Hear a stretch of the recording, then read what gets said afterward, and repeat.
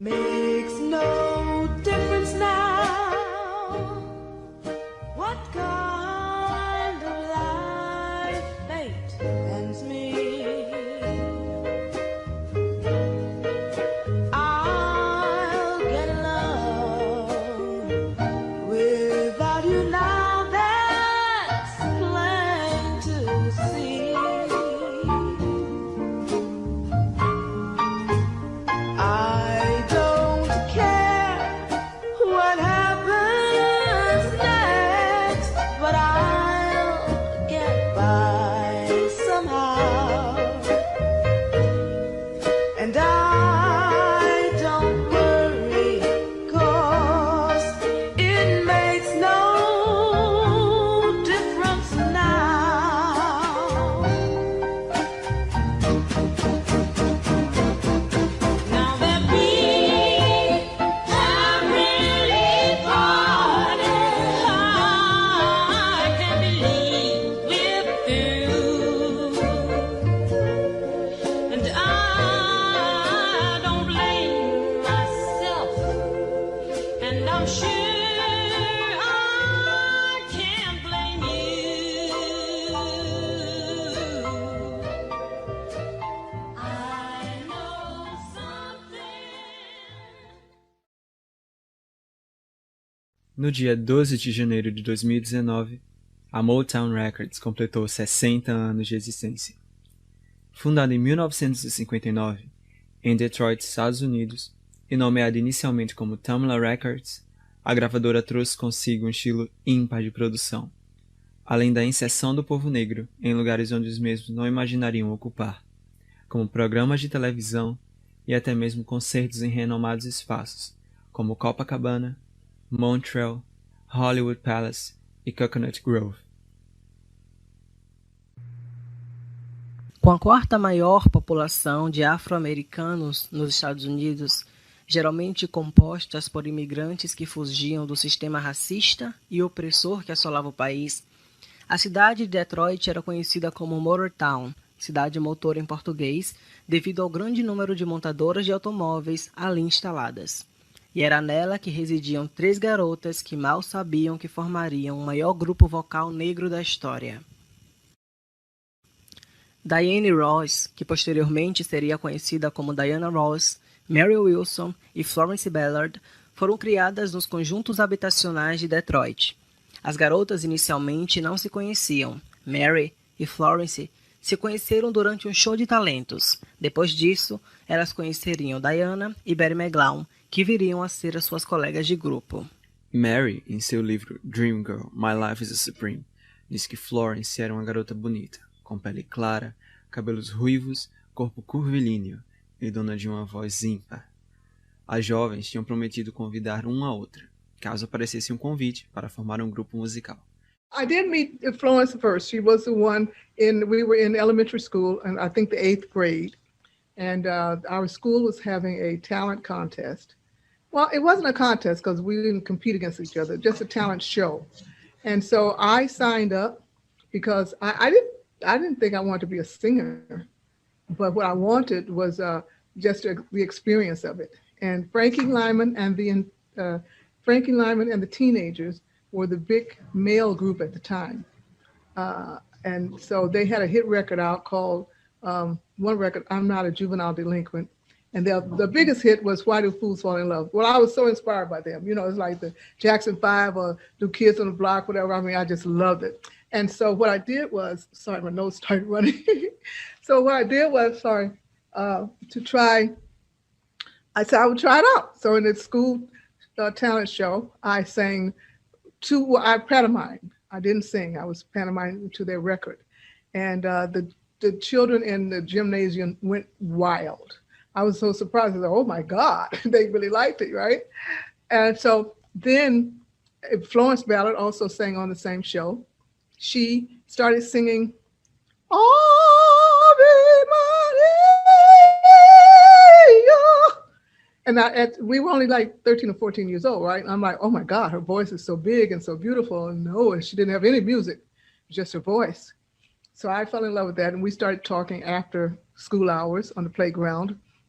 And so she we said, let's form a group because everybody's doing that. This was like 1959, 58 or 59. And so we became friends. We walked home, became friends. And the next day, someone asked her about another girl. And so one of the guys in this other group named the Primes said, well, what about Diane? She lives across the street from Mary. And that's how we got Diane. So that was just in a matter of days. I always say we met at the same time, but people make it seem like, well, I knew Florence first. But we kind of met at the same time. We started singing, rehearsing with the guys who wanted us to prime. O quarteto chamado The Primettes se formou em 1959 sob a administração do empresário musical Milton Jenkins. O nome Primettes era originado do grupo musical The Primes, que futuramente se tornariam os renomados Temptations. A banda cantava em clubes da cidade e, por conta da idade, as meninas às vezes eram proibidas de cantar nos locais. Florence era a mais velha do grupo, com alguns meses de diferença. But then we had 4 girls because they knew this other girl, Betty. And we didn't know her. She didn't live in the projects where we lived. So we had to sort of go back and forth to rehearse. And that's how we came together.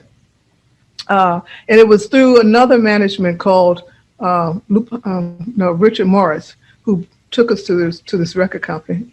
And so we recorded with them. Com o passar dos tempos, as Primettes se tornaram conhecidas aos arredores da cidade. O grupo, em 1960, assinou com a gravadora Lupine Records, onde lançaram os singles Tears of Sorrow e Pretty Baby, uma música liderada por Mary Wilson, que abria espaço para escutar a poderosa voz de Florence Ballard.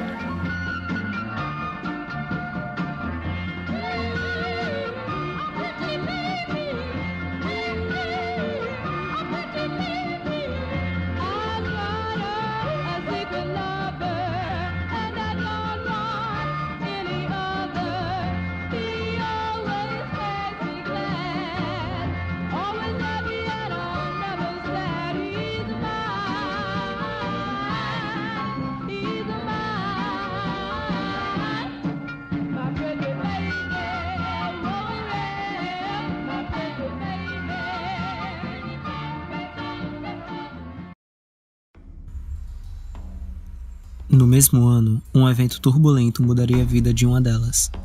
Florence Ballard foi para um evento em sua cidade, no Greystone Ballroom, acompanhada de seu irmão Billy. Devido à quantidade de pessoas frequentando o local, os jovens acabaram se perdendo de vista. Florence, então, decidiu retornar à sua casa, quando um jovem lhe ofereceu carona. Esse jovem era o jogador de basquete Reggie Harding, que em vez de levar a cantora para casa, a levou para um estacionamento, onde a abusou sexualmente. O acontecido deixou a cantora em profundo trauma, fazendo com que Ballard se isolasse do restante de suas amigas e escondesse o acontecido.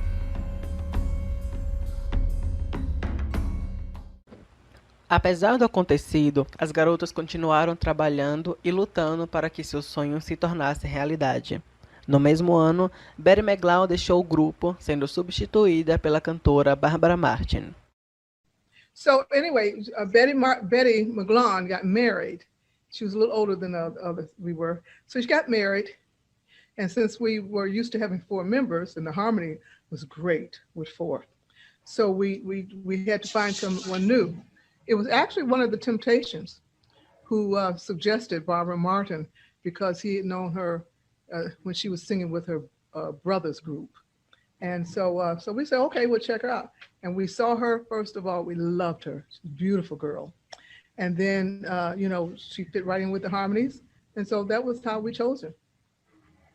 Yeah. As jovens assinaram com a gravadora após o vice-presidente Smokey Robinson aceitar o pedido de Diana para que as meninas pudessem fazer uma audição. Essa não foi a primeira vez que as garotas pediram. Após o fim das aulas, elas costumavam ir até a recém-fundada gravadora, onde imploravam para que, de certa forma, pudessem fazer parte dela. E isso vai desde bater palmas e fazer vocais de fundo, até ter o contrato assinado.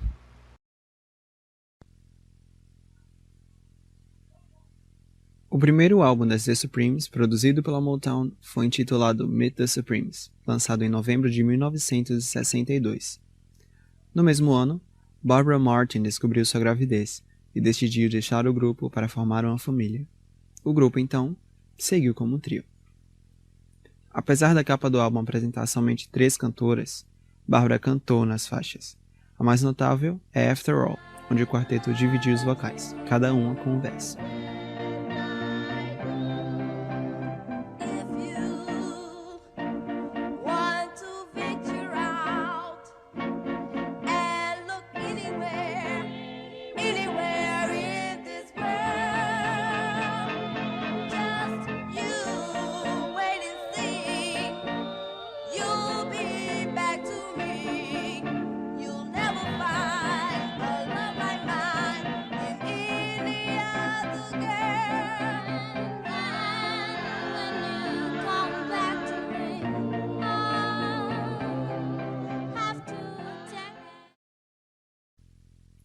A princípio, o álbum não teve impacto nas paradas musicais dos Estados Unidos, fazendo com que as meninas passassem a serem conhecidas como The No Hit Supremes nos arredores da gravadora.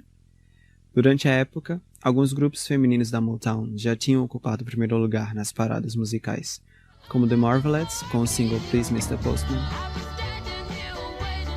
e Martha and Vangelis com Love's Like a Heatwave. Well, first of all, let me say I created the term. I did. Because, see, the thing about it, and here's why.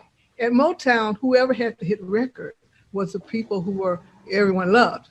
So I knew that we had released, 6 or 7 records, recording that were not hits. So I'm like, and I know they're laughing at us behind our back. This is where it all started. They're laughing at us behind our back because we think we're so good. In fact, we know we're good. Right? and so I'm like, they're probably saying those no hit Supremes, but they don't have a hit record and we do.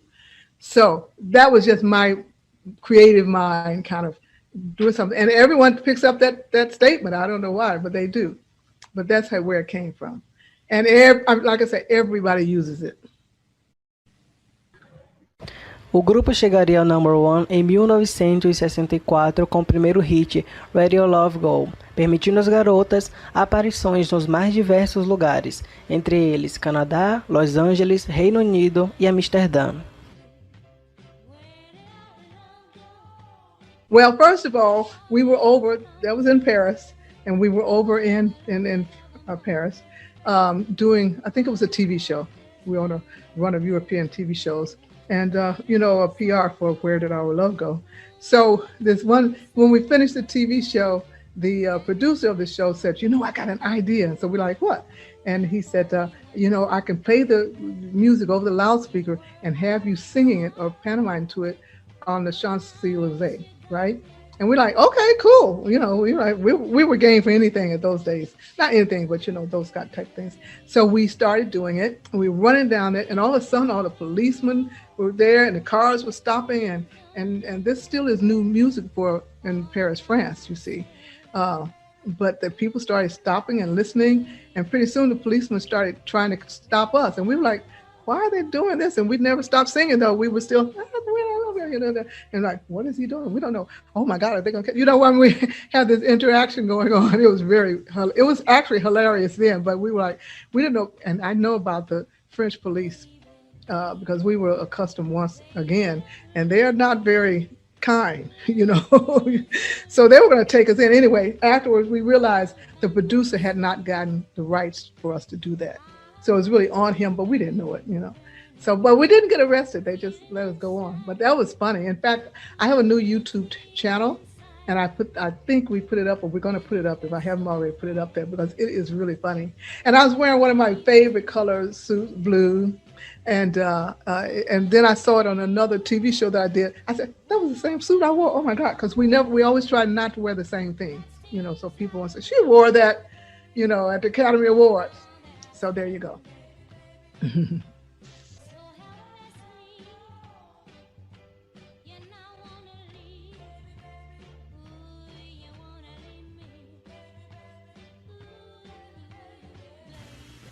Após o primeiro hit, vieram mais 2 no mesmo ano, Baby Love e Come See About Me, que permitiu ao grupo uma performance emblemática no dia 27 de dezembro, no Ed Sullivan Show, o programa de maior audiência mundial.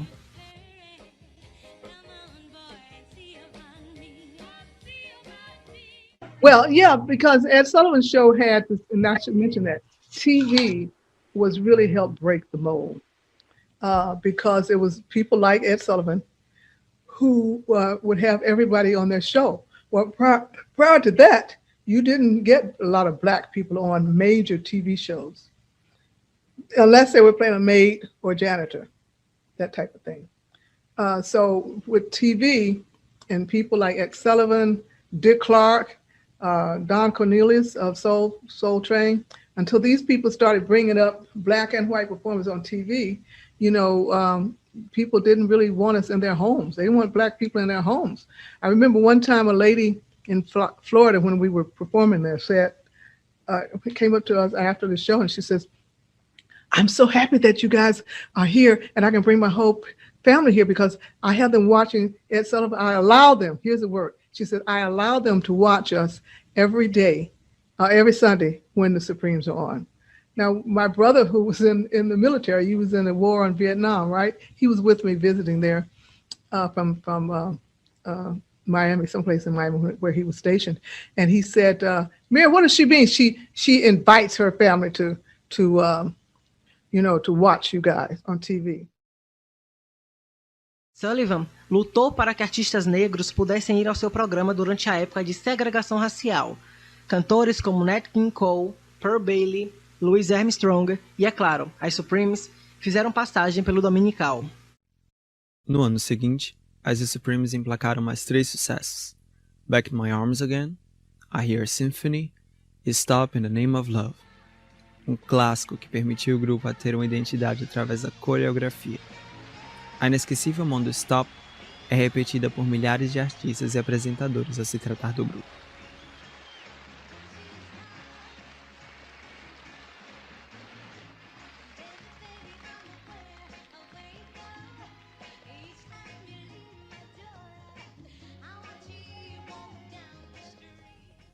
Um programa televisivo destinado a ajudar contra a pobreza causou grande repercussão na sociedade ao apresentar um grupo interracial enquanto as Supremes executavam o hit Stop in the Name of Love. A revista Time, na época, escreveu que os republicanos estavam enfurecidos com o que viram.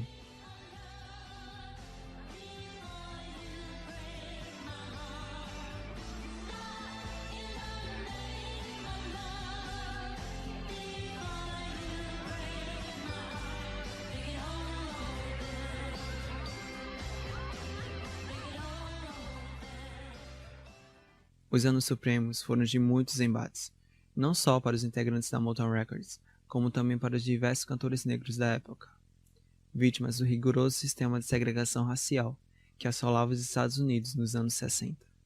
It was really segregated. Everything was segregated. Schools, everything. You went to church. It was separate. Anyway, so what happened was we were protected by Motown Records because their family was a very up and coming black family in the community. Their father and mother had different stores, shops. They were very well into the black community and activities and things of that nature. So they were like a family. And so when we were there, they treated us like part of their family. And that's kind of how we didn't really get into knowing what was going on in America, except for what our parents had told us, because our grandparents were slaves. So we, these stories that are handed down generation after generation, that's what we knew about segregation. We didn't realize, because in our community, everything was black. So I mean, you went to black sort of places and you were not confronted by this sort of racism. However, when we went on our Motown Review tour and we went on the Dick Clark Caravan tours, we had to tour in the South. And that's when we first really saw what was going on in the world. Well, in America, not the world, but in America. And, we, in the public water fountains they have, we couldn't drink out of anyone unless it said for colored only. And back then we were not known as black people, we were colored. And then we became Negroes. And so, phrases keep changing. But so that's when we really found out about how you're treated. And first of all, it wasn't women, it was just black people, period. So I don't know if you've heard of stories where this guy, Emmett Till, was killed because he had supposedly, allegedly, looked at a white woman. And so they killed him for that. I mean, a horrible thing. And I remember seeing in one of the black magazines, Ebony, I believe it was, or Jet, where it had a picture of this on the cover of this poor guy in the water. I mean, strangled and had bricks to hold him down into the water. So that's really when I became aware of this prejudice. In terms of being a woman there, black women, it was not really prominent then because first of all, black women were not, no, women were not even considered, they couldn't even vote back then, starting the 60s. So all of these things came into it. And for us, because we were protected with Motown, we didn't have any sort of problems because they always protected us. But you can't protect against the law. If the law says you know, certain things, you will be killed, that's what happens. But fortunately in Detroit, we didn't have that type of thing because we were each in our own communities, you know what I mean? So we didn't come in contact with lots of other people. O sucesso consecutivo do grupo, produzido pela equipe Holland Dozier Holland, tornaram as Supremas o maior grupo vocal feminino da época, batendo de frente com os Beatles, que na época era o maior grupo vocal masculino.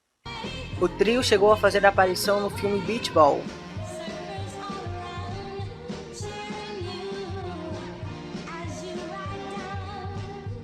Each day I feel as before, so afraid till you Beach Ball.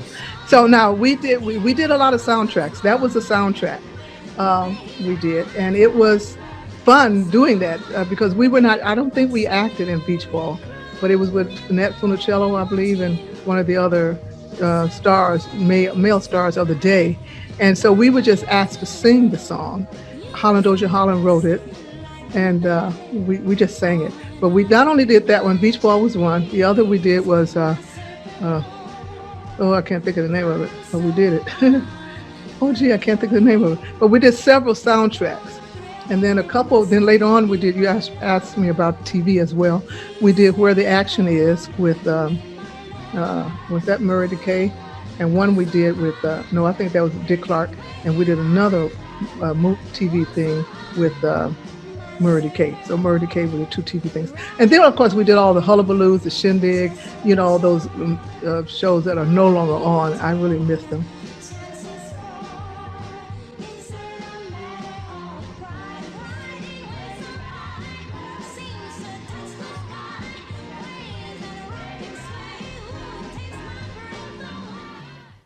Os hits number one produzidos pela banda apresentavam Diana Ross nos vocais principais e Mary Wilson e Florence Ballard como cantoras de fundo.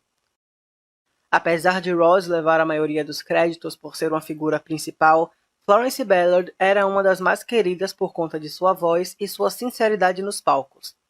Seu senso de humor, acompanhado de sua singular voz, tornaram-lhe a favorita dos fãs. Seus vocais eram tão altos que a cantora ficava a 17 pés de distância do estúdio, e mesmo assim a sua voz sobressaía. Uma das performances ao vivo que destaca a potência vocal de Ballard é I Hear a Symphony, no Hullabaloo, e My World is Empty Without You, no Sammy Davis Jr.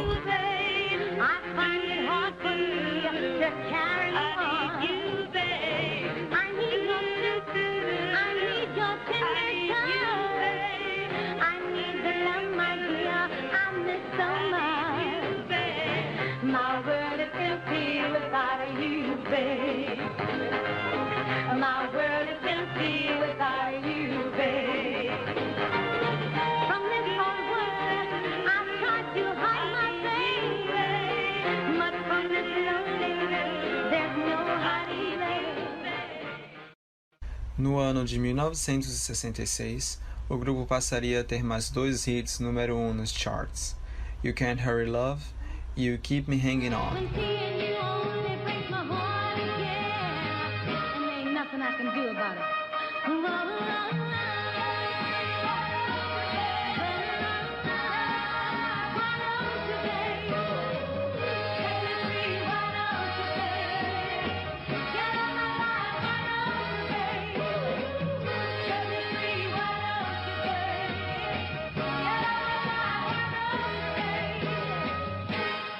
boy, get out of my life.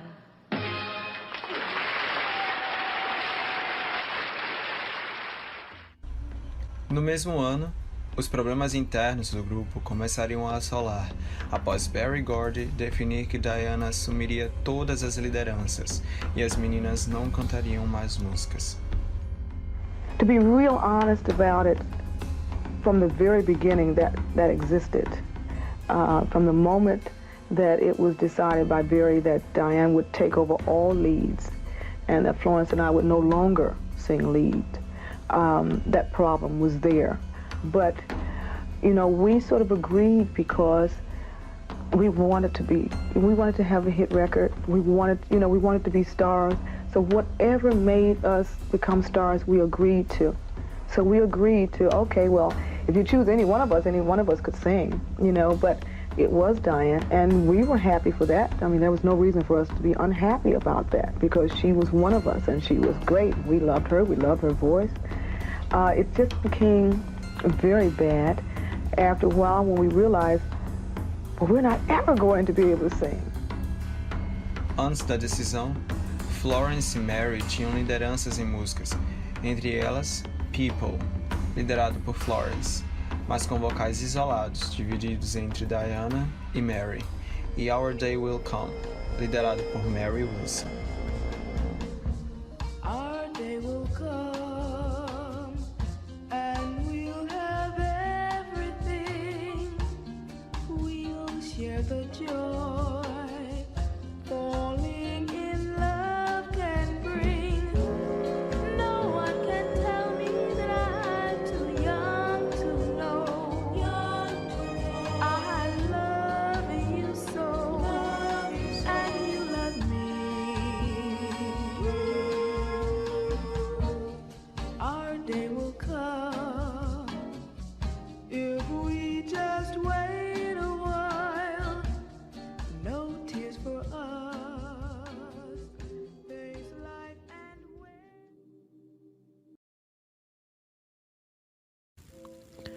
Os acontecimentos do grupo fizeram com que Ballard desenvolvesse uma certa dependência ao álcool, passando a faltar ensaios do grupo e algumas sessões de estúdio. Ela foi substituída temporariamente por Marlene Barrow, do grupo musical The Andantes. As Andantes eram um grupo de apoio da própria Motown. A carreira de Florence como a Suprema teria fim no dia 1º de julho de 1967, quando a cantora apareceu bêbada em uma das apresentações do grupo. O acontecido fez com que Berry Gordy a expulsasse, substituindo-a definitivamente por Cindy Birdsong, que fazia parte do grupo The Bluebells. Antes de Florence ser substituída oficialmente, a gravadora preparava Cindy silenciosamente para ocupar o seu lugar. Em um dos shows no Copacabana, em 1967, a gravadora havia ensaiado a fita do show com Cindy e as garotas. O ocorrido aumentou o medo e as inseguranças da jovem Florence. Florence e Cindy se conheceram anos antes, quando a garota bateu na porta do camarim da Supremes em um determinado show. Diana a recebeu no camarim, enquanto Florence e Mary tentavam entender o que acontecia. A cantora maquiou a jovem garota, que ao voltar para o camarim de seu grupo, foi recebida de forma raivosa pelas outras Bluebells. Todos os acontecimentos com Florence, desde os conflitos com Diana Ross até os problemas com Berry Gordy e a sua expulsão do grupo, trouxeram consigo diversos problemas psicológicos. A gravadora simplesmente ignorou o legado deixado pela cantora, que teve seus direitos confiscados, entre eles a proibição de divulgar os seus próximos trabalhos com o título de ex-suprema. Com a nova integrante ao lado, o grupo foi renomeado para Diana Ross and the Supremes. De início, os fãs não notavam que Florence Ballard havia sido expulsa. Para muitos, ela e Cindy Birdsong eram a mesma pessoa. Ambas as cantoras vestiam o mesmo tamanho de roupas e calçavam o mesmo número de sapato, o que facilitou ainda mais o disfarce. Apesar da fase turbulenta que o grupo vivia entre 1965 e 1967, as cantoras permaneciam tendo hits #1 nos charts da Billboard.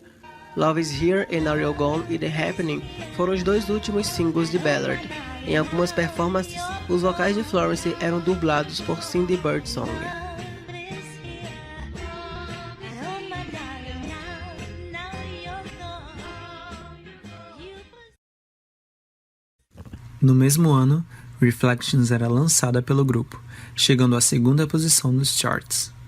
A música marca o início de uma nova era no grupo, que passou a ter vestidos modernos que prendiam os olhares dos telespectadores, fãs e admiradores. Reflections foi um dos últimos singles que o trio Holland Dozier Holland produziu. A música marcou a primeira aparição de Cindy como a Suprema na televisão. A performance foi ao ar no programa Hollywood Palace, sob a apresentação de Sammy Davis Jr., juntamente com o novo nome do grupo, que passaria a se chamar Diana Ross and the Supremes. Took from me and left me alone with only memories through the mirror of my mind, through these tears that I'm crying, reflex I heard I can't control. 'Cause although you go, I keep holding on to the happy time. Ooh, when you were mine. As I peer through the window of lost time, looking over my yesterday and all the love I gave all in vain. All the love that I've wasted,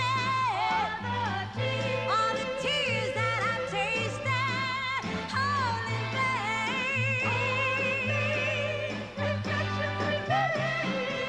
Through the hollow of my tears, I see a dream that's lost from the hurt that you have caused. Everywhere I turn, seems like everything I see reflects the love that used to be. Em 1968, o grupo inovaria com o single Love Child. A faixa foi a primeira a não ser escrita pela renomada equipe Holland Dozier Holland e alcançou o número 1 na Billboard, se tornando mais uma das poderosas músicas do trio. A música conta a história de uma garota vinda de um relacionamento fora do casamento, onde o pai a abandonou e nunca sequer se casou com a mãe. A garota nunca teve os cuidados básicos da vida, foi criada em um cortiço e começou a escola usando um vestido rasgado que alguém jogou fora. Vivendo com sentimentos de culpa, a jovem rejeita dormir com seu namorado com medo de engravidar e temendo que a criança passasse pelas mesmas coisas que ela passou. O single foi performado 2 vezes na televisão, ambos no programa Ed Sullivan Show. A apresentação marcou a carreira do grupo, que pela primeira vez não foi representado com vestidos glamourosos, perucas altas e maquiagens. As Supremas estavam no palco do programa descalças, com seus cabelos naturais e trajes urbanos, exceto Diana Ross, que usava um moletom amarelo com o nome Love Child. So what happened was, because a lot of times we always try to, whatever the song was about, we always try to sing, make it real. So when Love Child was released, it was about a child who was born out of wedlock. They were poor, all the bad things that can happen, and I know because we lived through a lot of them as teenagers. But we decided to wear our normal clothes, our own normal clothes, to make it, rather than being up there singing about glamour and up and all these things, we kind of brought ourselves down so the audience could really relate to it. And that's why we wore those outfits. And let me tell you, everybody talked about it. So it was a good move because we not only had our wigs off, our hair pieces off, but we wear our own natural hair. It was our own natural hair that we wore. So that was a sign of the times when Afro-Americans, now we're Afro-Americans. Na gravação original, os vocais de fundo não são compartilhados por Mary e Cindy, e sim pelas Andantes, assim como outras músicas do álbum, como por exemplo I'm Living in Shame. A faixa inspirada no filme Imitation of Life, de 1959, retrata a história de uma garota que nasce na pobreza e tem vergonha de sua mãe. Quando se torna independente, a garota sai de casa e renega seu passado, começando a mentir sobre. Anos depois, ela recebe uma carta onde é anunciado o falecimento de sua mãe, e desde então, a menina vive com sentimentos de vergonha e culpa. A música se tornou uma sequência do hit Love Child.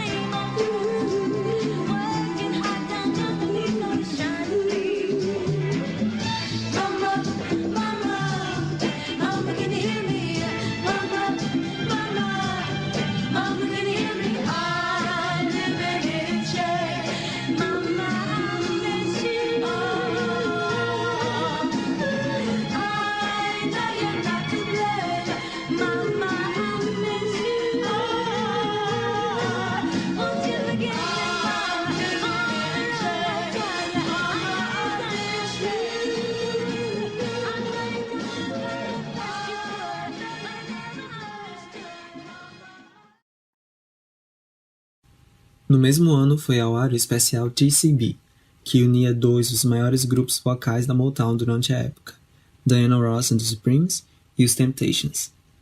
O programa musical apresentava medleys das carreiras dos grupos ao longo dos anos, além de regravações de clássicos como Mr. Robinson, cantada na voz da dupla Simon & Garfunkel, Respect, na voz da inigualável Aretha Franklin, e também o clássico brasileiro Mas Que Nada. Mas que nada. Baixa samba, anima. Oh, you say, oh, hey, samba.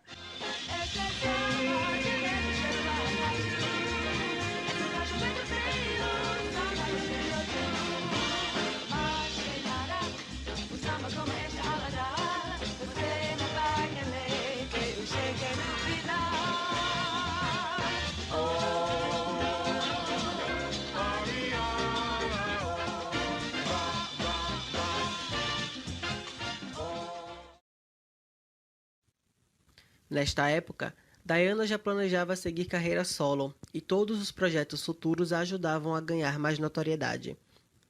No especial do TCB, Diana teve apresentações solos, além de uma parte onde era exibido um vídeo da cantora mostrando suas habilidades de dança enquanto usava um vestido de origem africana.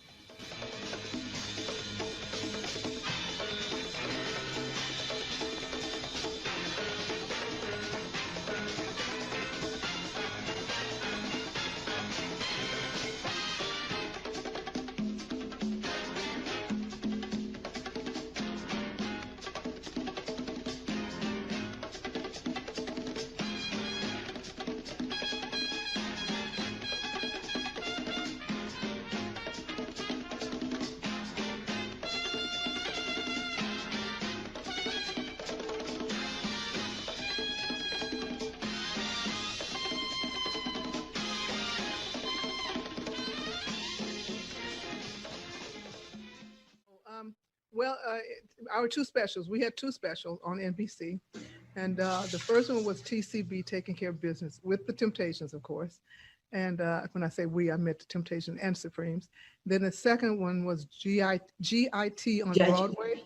And so those were two. And we were the first, I think, rock and roll or pop artists to have a television special. So this was pretty unique in 1968. It's still, everything was still very kind of segregated, even though they would change the laws and all. It takes a long time for some people to get it though. Anyway, so it was great. I think we filmed over 2 days, but we actually rehearsed for like a whole week before for both of them, individually, of course. And it was so much fun working with the Temptations because they were, two members were the two members that we started singing with, the Primes, when we were the Primettes. So here we are now working along with we call them our brothers. I just spoke to Otis Williams of the Temptations, and unfortunately, he's the only one who is still alive. And that kind of hurts so much since the other guys, we were all very close to all of them. And they were like brothers. So to do the TCB and the GIT TV specials was a big thing for us. I mean, it was really, really big. And I believe they recorded, yes, it was recorded. So Universal probably will be releasing them hopefully soon. I'll remind them. Carol, you heard me say that, right? Yeah, remind them. But now that I'm celebrating the 60th anniversary, Universal and speaking directly with Bruce Resnikoff, throwing his name around, he's the CEO. And we're talking about doing some great things for the 60th anniversary this year. So one of them is that I will be recording again, releasing material, hopefully on my birthday, March 6th this year. So we're working rather fast on this, right? And so we're doing that, and they have lots of other things Universal does, but I don't know everything that they're doing, but there will be PR out on it. And the Supremes are not the only one who has a 60th anniversary. I believe the Otis and the Temptations have. I mean, there are other people who have them too. But I pushed Universal to do ours. So, yay for Mary. Yay. Yeah. O grupo também apareceu no seriado Tarzan, exibido pelo canal NBC, que estrelava o ator Ron Ely. As cantoras interpretaram 3 freiras e cantaram durante os episódios.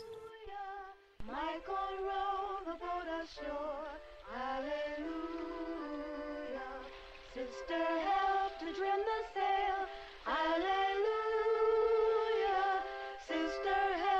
trim the sail. Hallelujah. Michael, row the boat ashore. Sister, help to trim the sail. Michael, row the boat ashore. Hallelujah. Well, you know, for me, it was a dream come true again. I think Carol had asked me what would I have done had I not been a singer, but I always enjoyed watching television and the musicals and things like that. And my favorite actress was Doris Day. So I always watched her films, and she would act, and then, but yet still she'd be a normal person. And then she would sing. So I was like, oh, that sounds just like me, right?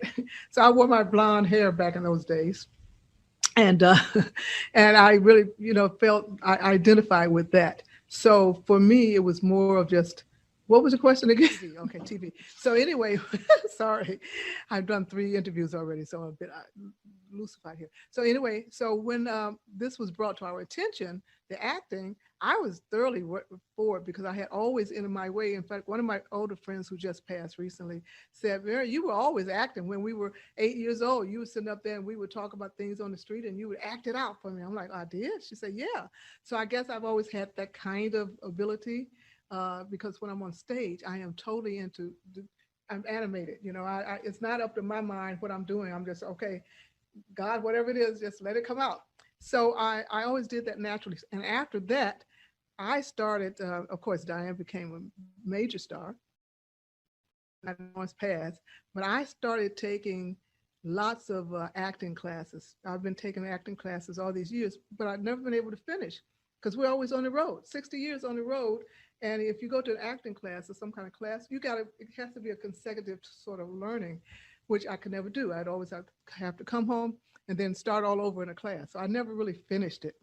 Now, though, I'm looking for acting jobs, and I'm actually doing hopefully a documentary on the Supremes. I want to eventually do a Broadway play. So all these things are coming from me being an actress, though, I think. O último ano de Diana como a Suprema foi em 1969. Como de costume, o grupo conseguiu alcançar mais um number one nas paradas com o single Someday We'll Be Together, marcando o fim de uma era. Em maio, Diana, ainda como Suprema, fez sua primeira aparição solo no programa The Dinah Shore Special, onde contracenou com a própria Dinah Shore e Lucille Ball. Outros programas, como Hollywood Palace, também deram destaque solos a Diana, que cantou ao lado de Ethel Waters e dividiu o palco com Jackson 5. No mesmo ano, a Motown decidiu dar continuidade ao TCB. A segunda edição se chamava DAT on Broadway, onde os grupos musicais The Supremes e Temptations cantaram e atuaram.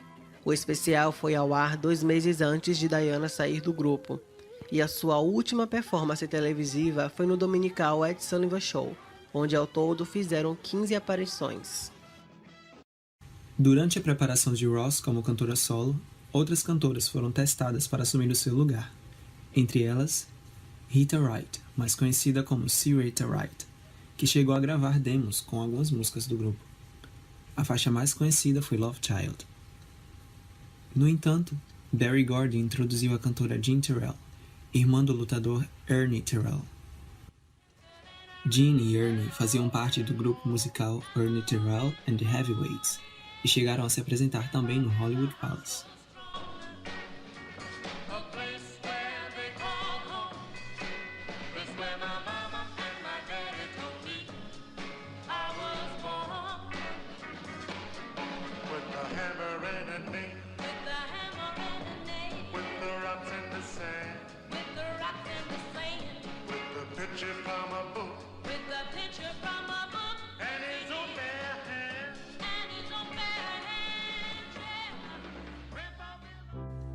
O último show da formação Diana, Mary e Cindy foi em 14 de janeiro de 1970, no New Frontier Hotel. Nos minutos finais, Jean Terrell foi introduzida ao público como a nova Suprema, onde pousou com o trio antes de assumir oficialmente a posição de cantora líder do grupo. A lot of my last moments with the Supremes were always bittersweet, and I think the reason being that evening represented my whole life up to that point, and so it was bittersweet because I was glad that I knew that Gene was going to be able to give us another chance. I was also, it was bittersweet because it was sad that, Diane was leaving. And that part I was totally going to miss because I loved us. I wanted us to stay together, as I said before, forever. So it was bittersweet, but yet still there was a gladness, it was one of those moments where you're saying, okay, I think I made it. Now let me get through. And we did. But it was not a completely happy time for me, I'll say that.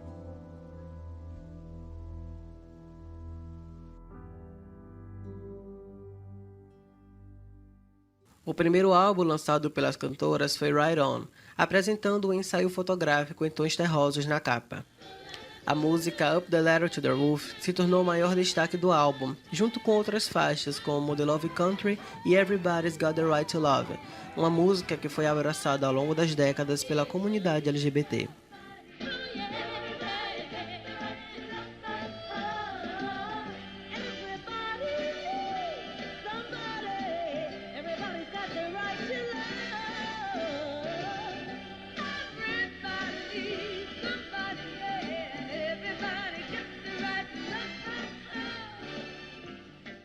Jean Terrell fez sua estreia no dia 15 de fevereiro de 1970, no Ed Sullivan Show, onde cantaram os medleys If My Friends Could See Me Now e Nothing Can Stop Us Now, e o clássico Up the Ladder to the Roof, que ficou na 10ª posição das paradas musicais.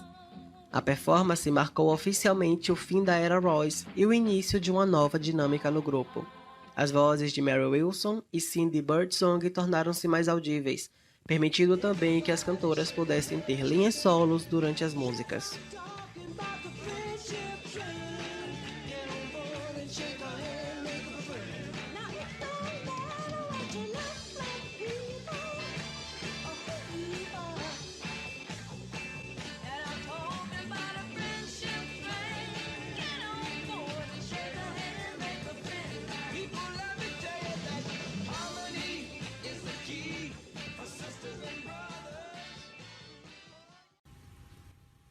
O segundo álbum das Novas Supremas saiu em outubro de 1970, intitulado New Ways, But Love Stays. O álbum, com os mais variados estilos musicais, ficou conhecido por abrigar um dos maiores singles da era Terrell, Stoned Love.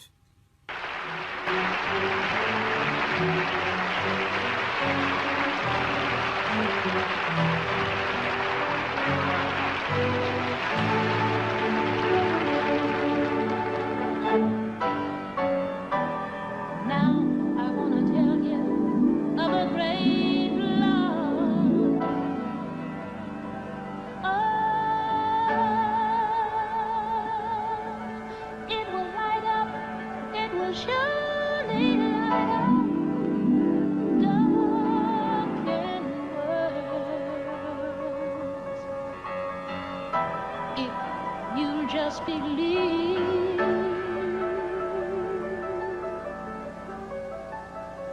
Stone love.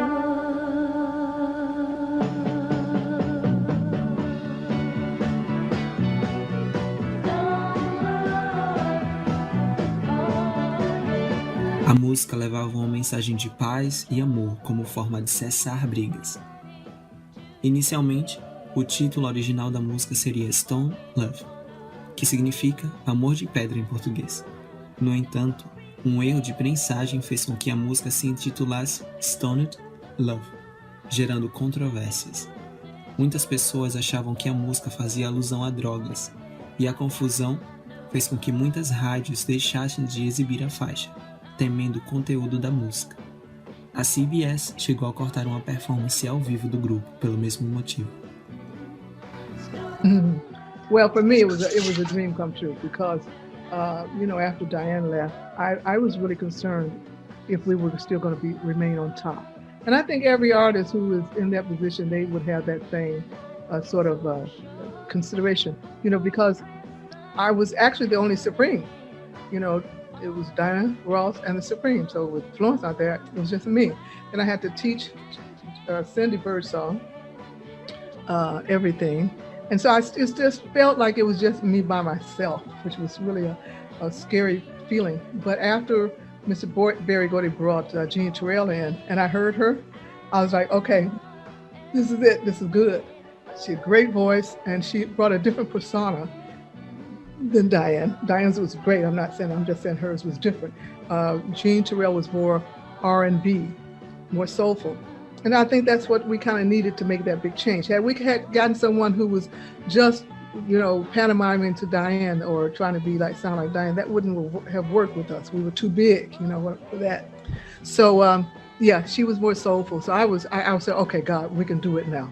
So I was rehearsing with Jean Terrell and Cindy during the day, because Cindy's still fairly new, and I was working with Diane at night, me and Cindy. So I was in two groups, which is kind of weird. But anyway, I managed it, and I started taking over the business as well.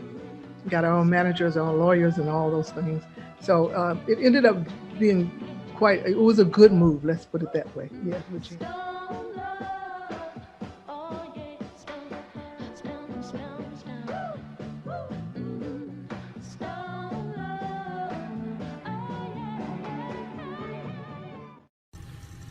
Apesar de apenas um single ter se destacado no álbum, Stoned Love conseguiu chegar na posição 7 na Billboard e é o número 1 nas paradas de R&B dos Estados Unidos. As Supremes, mesmo sem Diana Ross, permaneciam com as agendas cheias e também faziam constantes aparições em programas de televisão, entre eles o This Is Tom Jones, onde fizeram um medley de músicas compiladas, entre elas Brother Love's Traveling Salvation Show, de Neil Diamond,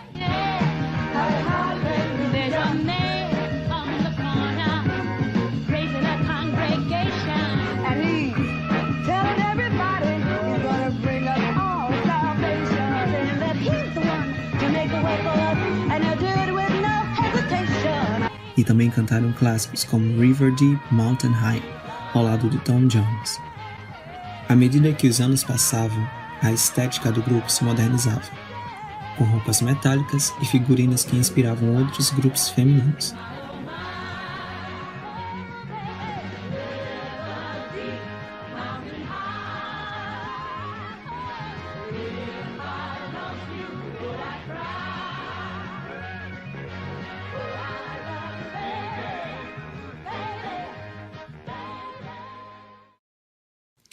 Em 1971, após o lançamento do The Return of the Magnificent Seven, uma continuidade do álbum The Magnificent Seven em parceria com os Four Tops, era lançado o álbum Touch.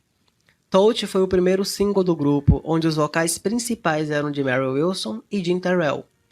Cindy Birdsong cantou ao fundo, juntamente com alguns trechos finais. O álbum também teve a música Nathan Jones como a faixa principal. First of all, let me say that, and you're right. The producer on that was Frank Sinatra. No, was Frank Wilson, and he had produced Eddie Kendricks. I mean, that's some great recordings with Eddie Kendricks, Four Tops. Anyway, so when I heard he was going to produce that album, those couple of albums, I was really happy. And he did bring in another element, and it was more of a. First of all, he brought in me to sing, as you said, a duet with Jean Terrell, so that was really cool. But the song he chose for me was perfect. In fact, on any of my salutations, when I write a letter or anything, I always put touch at the end. And people say, what do you mean by touch? I'm like, because that, to me, the song meant so much. Like I say, I always went for what the lyrics said and tried to sing about the lyrics. So touch was, for me, not so much a physical touch, but a mental touch. Getting to know, and so that's why I really enjoyed it. I enjoyed singing it. It was in my range because I was just starting to really sing lead again. So it was just perfect for me, and it was a perfect song. So I still, but it's amazing. I sing almost all the songs that we've recorded. I never sing touch because it was just in the microphone. It was just singing there. So I never felt like singing it to the public. Maybe I will though. I'll see.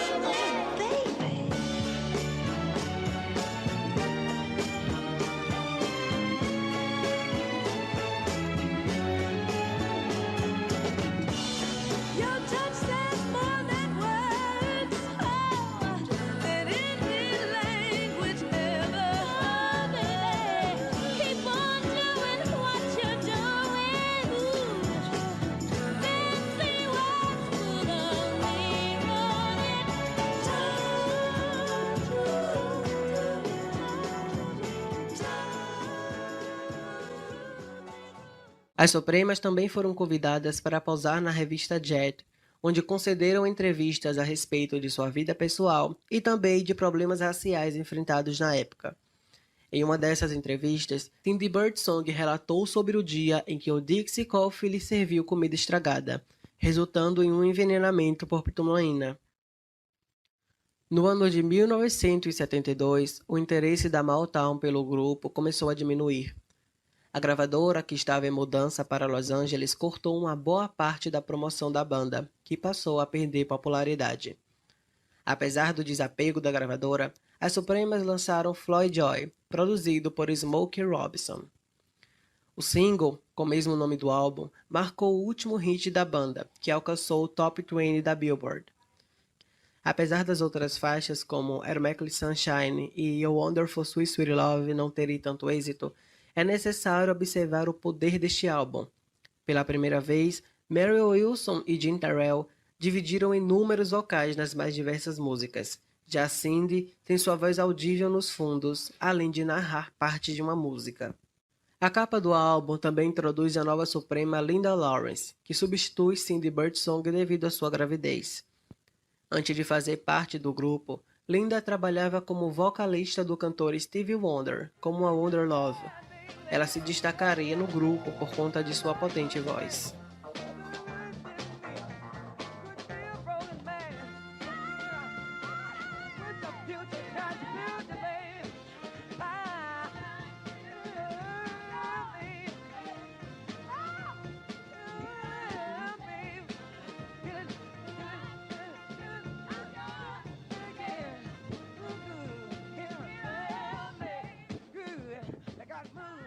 Linda fez sua estreia como Suprema em 1972. But I had been yet to believe that mine was a affair.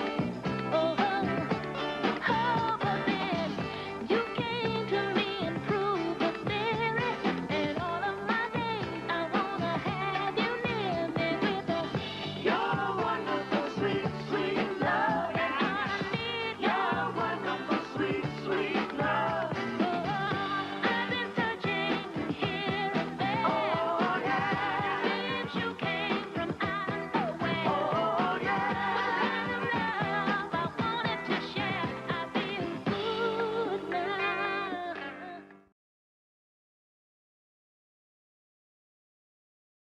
A estreia de Linda nos discos Supremos seria em novembro de 1972, quando foi lançado o álbum, produzido e arranjado por Jimmy Webb.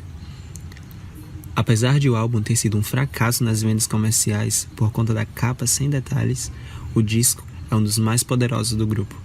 Para muitos fãs, a formação Jean, Mary e Linda é uma das mais poderosas depois da formação original. Isto porque Mary e Linda faziam incríveis harmonias. O single I Guess I'll Miss the Man rendeu ao grupo performances em programas como Mike Douglas, Soul Train, além de especiais como da Kate Smith. Já no álbum, faixas como When Can Brawl Begin e Silent Voices transcendiam o que a formação poderia oferecer. Linda Lawrence não chegou a ter uma faixa solo, ao contrário de Mary, que liderou a equipe Hit. Oh God, that was great. Another departure. And so you see with our recordings, you can see all the different departures we made and how we evolved and sang different kinds of music with different singers. Well, Jean Terrell was still in the group. At this time, I replaced her, not her, replaced Cindy because Cindy had to leave. I think she was expecting her first child. And so we got Linda Lawrence. So it was Jean Terrell and Linda Lawrence when we recorded the Jimmy Webb album. And it was really nice because he had a totally different feeling from the Motown artists. I mean, he was like more of what was going on in the rest of the industry. So it was a different sound, different feel. He chose different music, and I loved it. And one of the songs he did with us was When Can Brown Begin? I don't know how in fact, I was thinking of maybe trying to find that and talk with him because I wanted to find out where did he come with that because he's a white guy, he's not brown. You know what I mean? So I always wondered, because from what I understand from Holland Dozier Holland, everything they've written was from their life's experience. So I wonder where that experience came from. I would like to know. So when I get my podcast, I hope I'm going to ask him that. But anyway, the other song that I love that I didn't sing lead on, but I absolutely adore it. Yes, I did. Was that Pick Up the Pieces? No, I Keep It Hid. Oh, I love that song. So that was another. And I've been fortunate that anyone who's really written songs for me with the Supremes, they're always ballads and the type of songs I sing well. And so I Keep It Hid is one of those other songs on that album. But I love the whole album. But you know what? He and I both were very disappointed because it did not go anywhere. It did not, chart. And the one song we thought we could really count on was not Jimmy Webb's song, but it was, I Guess I'll Miss the Man. And so what happened was they released that, which wasn't even Jimmy Webb's, and it didn't do that well. So we were very disappointed because it was a good album. People should check it out, Jimmy Webb.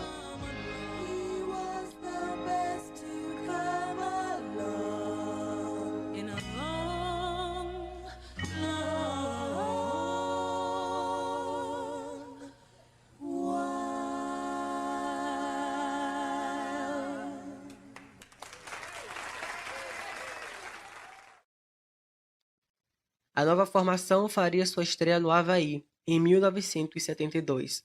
Por motivos de saúde, Jean Terrell, que até então era cantora líder, não pôde participar do show, e a liderança foi dada para Linda Lawrence, e Cindy Birdsong retornou temporariamente para preencher o terceiro lugar. A apresentação de Linda como cantora líder foi muito bem recebida pelo público.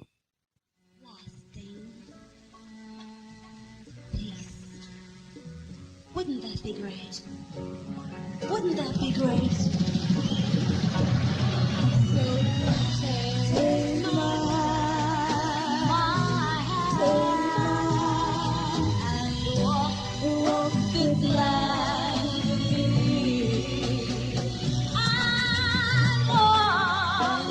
walk this golden land with me. For you are just a man with you above my side. With the help of God, I know we can be strong.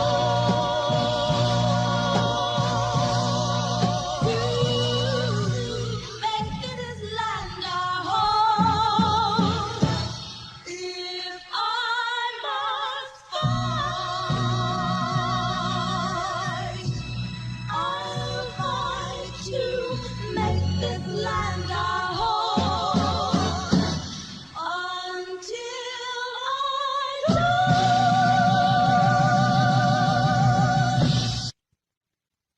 O ano de 1973 foi tenso para o grupo, especialmente para Mary Wilson. O último projeto feito pela formação atual foi um álbum ao vivo de um show no Oriente. Devido a problemas internos, o álbum só foi lançado no Japão, sendo retirado tempos depois. O álbum consistia em clássicos das formações anteriores, como a música de abertura do TCB, gravada originalmente por Diana Ross, e também os medleys dos maiores hits dos anos 60, além de uma nova interpretação de Mary Wilson com a música Can't Take My Eyes Off You. Insatisfeitas com a ausência de atenção e promoção da gravadora, Jean Terrell e Linda Lawrence deixam o grupo. Com a saída de duas cantoras, Mary recrutou a Sherry Payne como cantora líder, conhecida por ter feito parte do grupo musical Glass House, na gravadora do trio Holland Dozier Holland.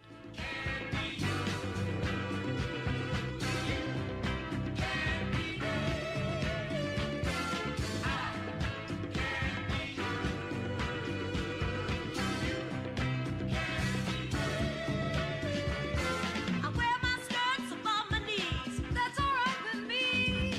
I like mine below my knees, but that don't bother me. I like the nightlife. I seldom stay at home. I cut the grass.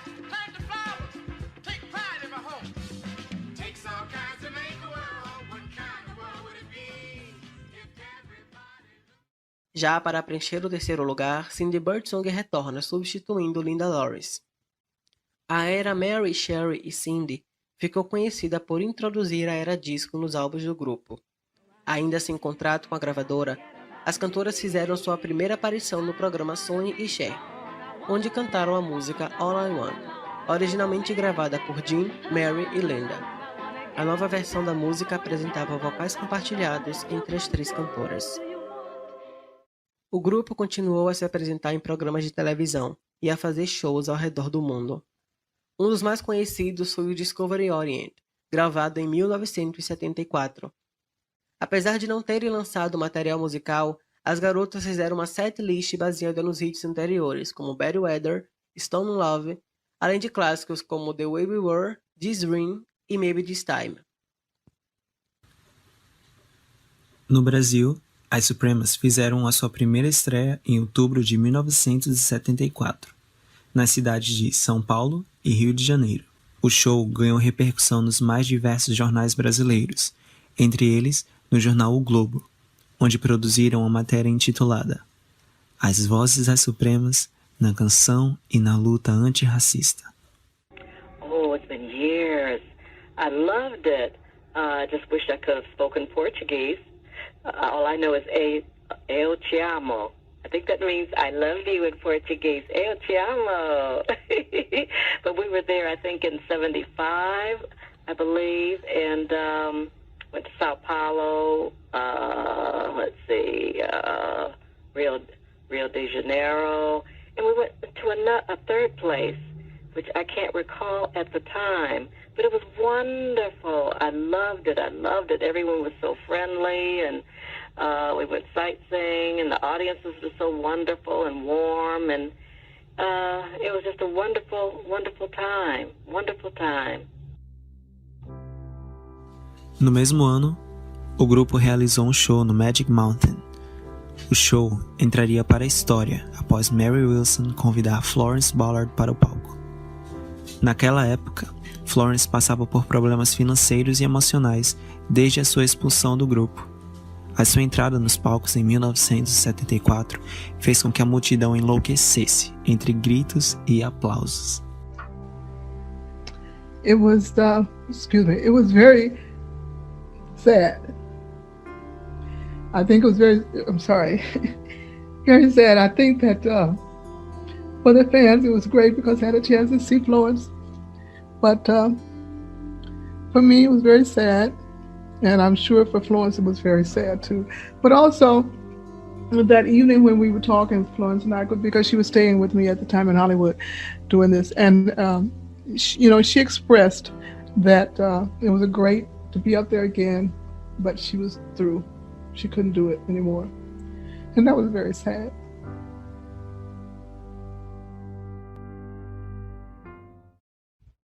O primeiro álbum da era foi lançado em 1975, abrigando 10 faixas que transitavam entre o disco e baladas. O maior destaque do álbum se deu com a música He's My Man, onde Mary Wilson e Sherry Payne dividiram os vocais.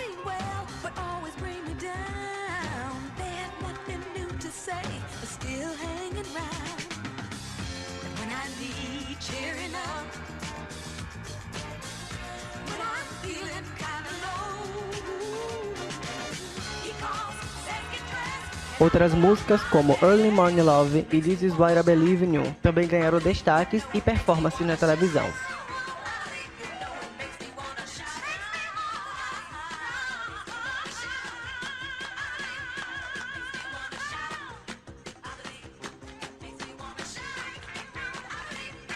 No ano de 1976, o grupo lançava o álbum High Energy.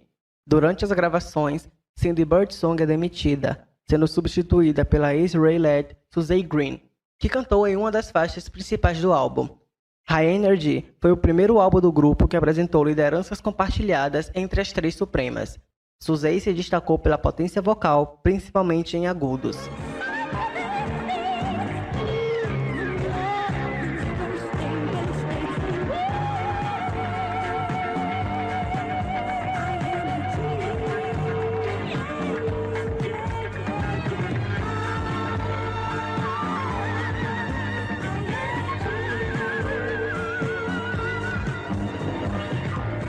mas em fevereiro do mesmo ano, uma tragédia marcaria a história do grupo.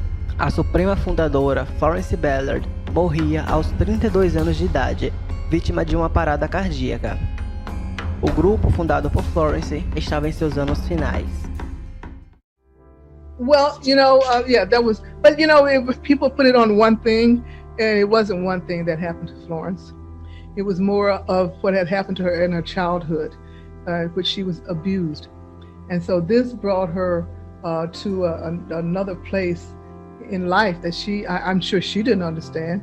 I didn't understand it, but it just really affected her way of living. So when we became famous, I really thought that then, that would take care of everything. You think when I'm rich and famous, then I'm going to be happy. I'm going to marry this guy. I'm going to be rich. I'm going to do all the things I want to do. But your mind doesn't work like that. It works on what it sees around it and what you perceive of that. So because of this, I'll just say right out, because of this rape that happened to Florence at the age of 13, she may have been 14. It was devastating for her. So no matter how much money we made, no matter how much success we made, it was still not enough. I won't say it wasn't enough for her, but it just still didn't phase her the way it should have, the way we thought it should have. So when we started having our sort of internal problems that were more business, but I want to say it wasn't really between the three of us, because I know Diane loves Flo, I love Flo, I love Diane. I think we all have the love as sisters. But when one goes wrong, then you don't know how to help. I tried to help. I tried. In fact, we remained friends. I mean, whenever I go home to Detroit, I couldn't go there without seeing Flo. Flo was always at my house where my mom and my children were.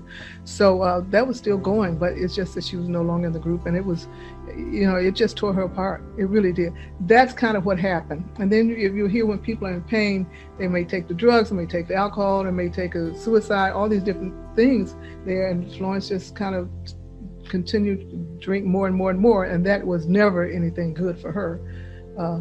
It just kind of just made have a meltdown. And that was at the point when she was asked to leave the group. Of course, I was not happy with it. I don't think Diane cared much because she was going on her own. So it wasn't she who was being affected, and that's okay. I'm just saying it didn't really affect her as much as it did me. Because I'm singing with Flo, she was my guide. I mean, she was my lead. I follow her all the time with backgrounds. So it was pretty devastating for her too. I mean, if it was devastating for me, I know it was devastating for her. I mean, her whole world ended.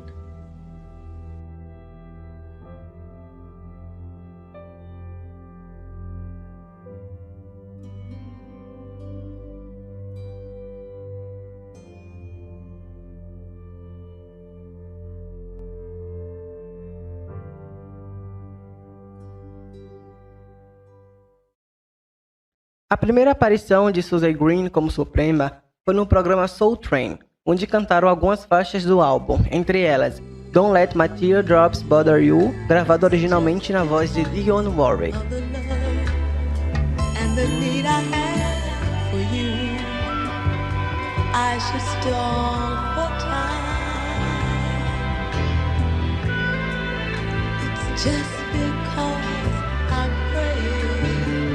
That you'll change your mood and maybe find there's something you're leaving behind, and maybe then you'll see where you've been blind. But if someone has managed to erase me,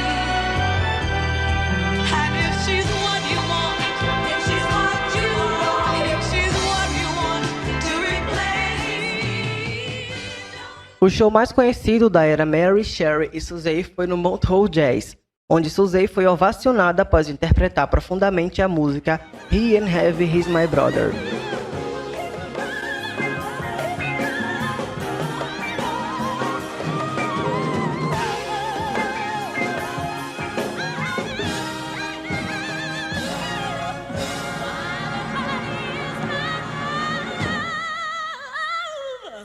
I said that he ain't heavy.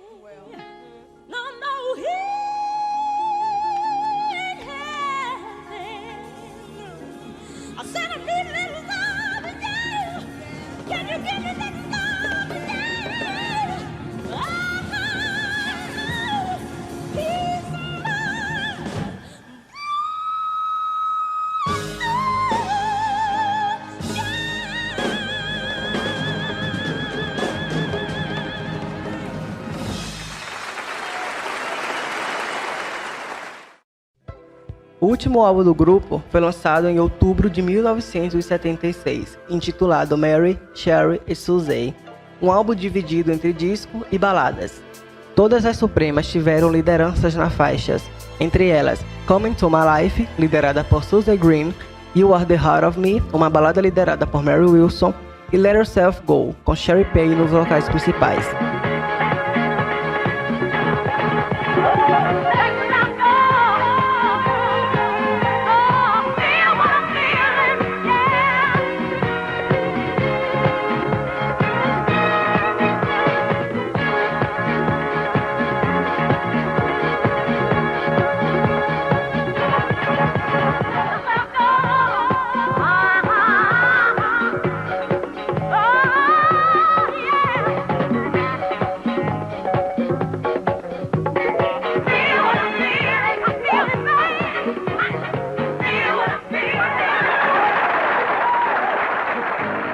As The Supremes encerrariam suas atividades no dia 12 de junho de 1977, após 19 anos. Em 19 anos, 9 cantoras fizeram passagem pelo maior grupo vocal da história. Em quase 2 décadas, o trio de garotas formado em Detroit abriu um espaço para a inserção do povo negro em renomados locais, e também inspiraram inúmeras gerações de jovens e adultos. Com vestidos glamourosos e músicas envolventes, as Supremas se tornaram ícones da moda e da música.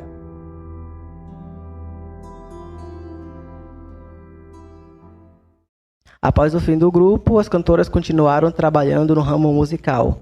Outras fizeram composições de sucesso, como Suzy Green, ao escrever a música Free para Denise Williams.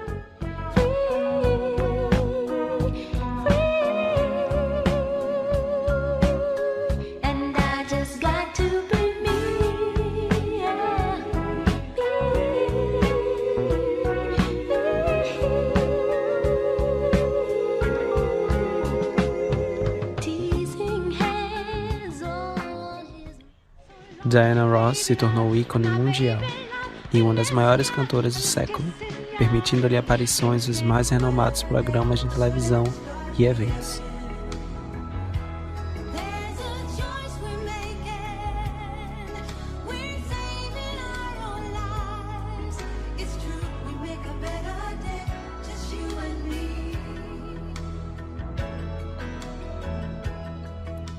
Linda Lawrence continuou trabalhando com renomados cantores. A cantora participou do álbum Carnival of Spirits, do cantor brasileiro Moacir Santos. Sua faixa mais notável é Tomorrow Is Mine, gravado futuramente pela cantora brasileira Luísa Adnet. You left me with nothing, confused, lost and broken. Oh my, what a feeling to be so alone. Why should I be grieving? I can't stand this feeling. So sing me no sad songs, tomorrow is gone. Em 1979, Sherry Payne e Suzy Green lançaram um álbum em dueto pela Motown Records intitulado Partners. O álbum também contou com a participação do artista Ray Charles na música Love Bug. With a wink of his eye, he sprinkled love around and disappeared, never saying why. First he's here, he's gone, he's up and running.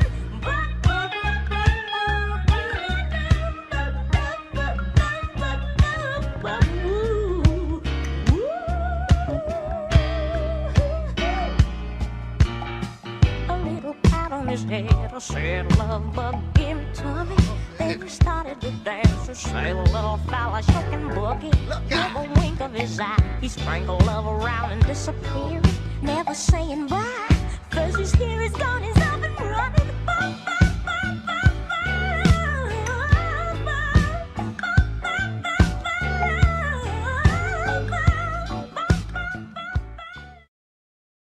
Nos anos 80, Sherry Payne formou o grupo Former Ladies of The Supremes, ao lado das Supremas Jean Terrell e Cindy Birdsong, que foi substituída por Linda Lawrence.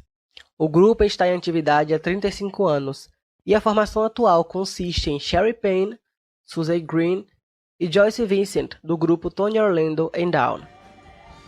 It's a blessing. We're blessed to wake up every day and still be here to do this. And we are very focused in what we do. We are very deliberate, and yet we believe in the joie de vivre. You know, this is an extraordinary circumstance. Performing for a lot of people, it's a very blessed thing, and you just give it what you got. And we're so grateful that people come out and come and see us and talk to us and share with us the things that they've saved through the years or memories that they have. They're friends, from around the world. Coincidentemente, Joyce Vincent seria a escolhida para substituir Mary Wilson nas Supremes, mas por decisões da gravadora, o grupo não daria continuidade sem a presença de um integrante original. Cindy Burton lançou o single Dancing Room em 1986.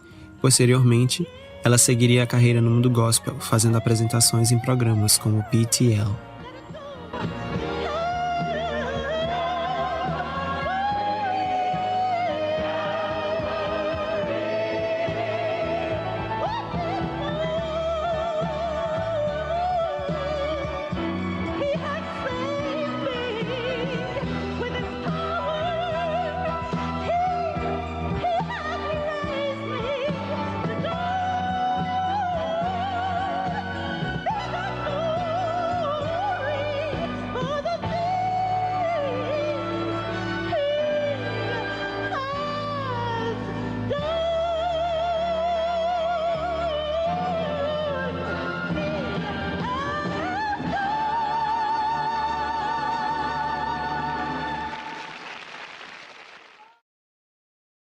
Jim Terrell seguiu carreira solo, lançando singles pela A&M Records, além de fazer inúmeros shows pelos Estados Unidos. Mary Wilson lançou sua primeira autobiografia nos anos 80, intitulada Dream Girl, My Life is a Supreme. O grande sucesso a permitiu lançar mais 2 livros, um nos anos 90 intitulado Supreme Faith e Supreme Glamour, seu livro mais recente lançado em 2019. Well, I started writing when I was 17 years old, and it was because of a teacher, Mr. Boone, my English class, knew of us being the Primettes and recording and all those things, and we had not yet become the Supremes yet. No, we were still Primettes. So, sorry. So, in my English class in the 11th grade, my teacher said, Miss Wilson, I know that you're performing with this little group called the Primettes. He said, but if you want to go out and tour with them, you're going to have to pass my class. Well, that scared the heck out of me. He was the kind of teacher that everyone has in their school. You don't want to be in his class, okay? He will fail you. So you got to work. Anyway, we went back to Motown, all that kind of stuff. And then I wrote this paper. And it was you were supposed to write a sort of paper, intern paper. And so I did, and I wrote about my life up to that point. Well, now I'm just barely 17 years old, about to graduate, I think. And because I was still in school. And so I wrote this paper about my life. And that paper ended up being the second chapter of my last book, I think, or my first book, something like that. And so when I took it back to him, I said, here it is, Mr. Boone. He says, he read it, and then he says, Ms. Wilson, he always called you by your last name, Ms. Wilson, I think this paper is, and then he paused and he said, brilliant. I'm like, oh my God, thank you. Last book, first one obviously was Dream Girl, My Life is a Supreme. Second being Supreme Faith. And so now I felt that I had written all the biographies of the Supremes. So I said, what can I do next? And then it came to me, everyone wants to know about our gowns. And so I said, why don't I do a book on glamour? And that's how this all came about, the glamour. And it's amazing because I had to do it in 1 year, write the book in 1 year.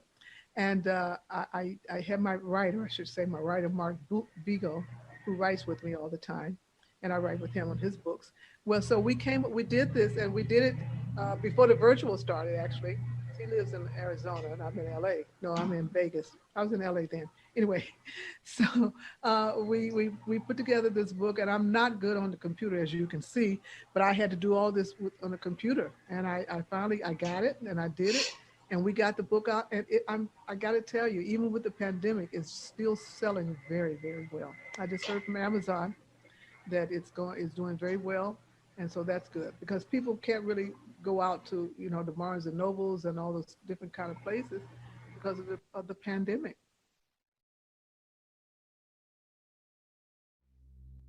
No dia 8 de fevereiro de 2021, apenas 5 dias depois da realização desta entrevista, Mary Wilson faleceu repentinamente em sua casa. A morte de Mary deixou um buraco imenso no coração dos fãs e também no ambiente supremo, já que era ela que cuidava de todas as questões envolvendo o grupo, desde projetos até entrevistas. Mary Wilson era uma pessoa doce, humilde e de coração grande. Em seus últimos meses de vida, ela esteve próxima dos fãs mais novos, que ajudaram na promoção do seu novo canal no YouTube. A senhora de cabelos volumosos e de sorriso encantador conquistou inúmeros fãs ao longo das décadas. A Suprema sempre esteve disposta a conversar com seus fãs e também a saber como eles descobriram o grupo The Supremes. Devido à sua morte, o aniversário de 60 anos do grupo perdeu a cor e o ânimo. Entretanto, Mary nos ensinou a continuar vivendo alto e intensamente, ousando a sonhar e acreditando que os sonhos sempre se tornam realidade. O legado do maior grupo vocal feminino da história está em nossas mãos. And thank you for allowing me to dare to dream. I'm so happy to be here. You see, dreams do come true, right? Yes, yes. Right. Oh, thank you so much, John. And I just say to your listeners, I wish them all well. Stay safe. Wear the mask. I have my mask here, but I couldn't put it on with my lipstick and all that stuff. Here it is right here. Oh, so glamorous. Yes. But when I go to the grocery store, I don't wear that. I wear just a black one. I don't want anyone to know who I am. But I thank you and my crew, Nicholas and Daryl, they all said thank you for you send us a picture. You're welcome. Everything so much. Thank you. You're welcome. And Carol, thank you. Yeah. Oh, thank you so much. I think this was great. Yeah, appreciate it. Thank you so much. Okay. Yes, thank you. And, tell Sue John and everyone it worked out well once I got the check together. Yeah, we'll do. They'll be happy. Okay. You're welcome. Okay. Bye. Bye. Bye. O objetivo deste documentário é fazer com que as próximas gerações tenham conhecimento da importância e do impacto social de um grupo como The Supremes, que quebrou barreiras raciais nos anos 60, justamente em uma época onde os negros não eram considerados cidadãos. As pessoas deveriam, pelo menos uma vez na vida, pesquisar a importância deste grupo na nossa sociedade, principalmente em questões como inspiração e representatividade. Mary Wilson, seu legado é imortal. Algum dia estaremos juntos.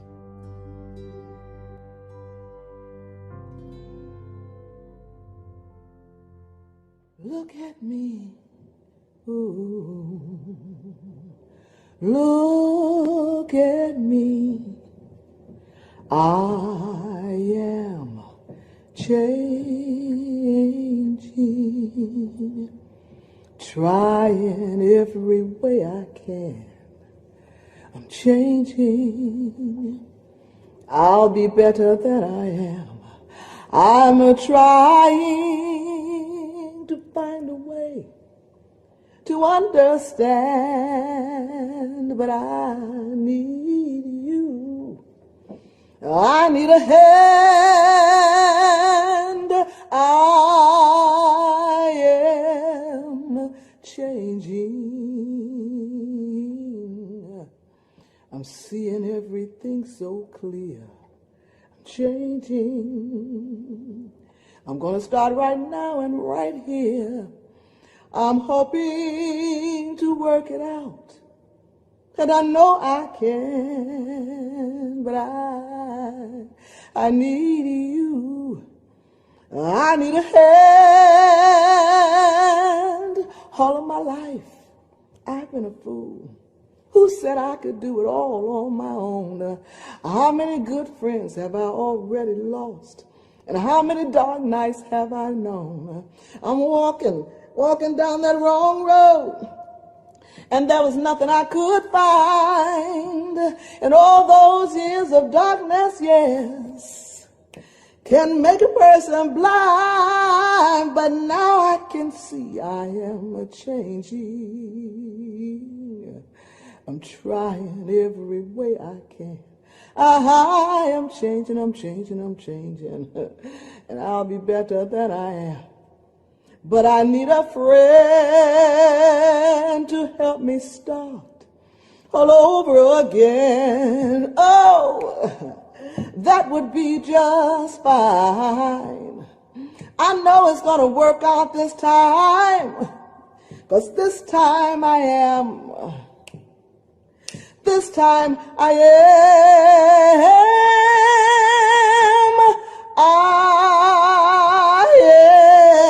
am changing,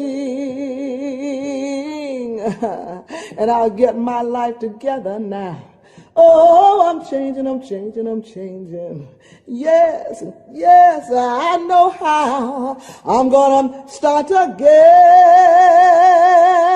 I'm gonna leave my past behind, and I'll change my life.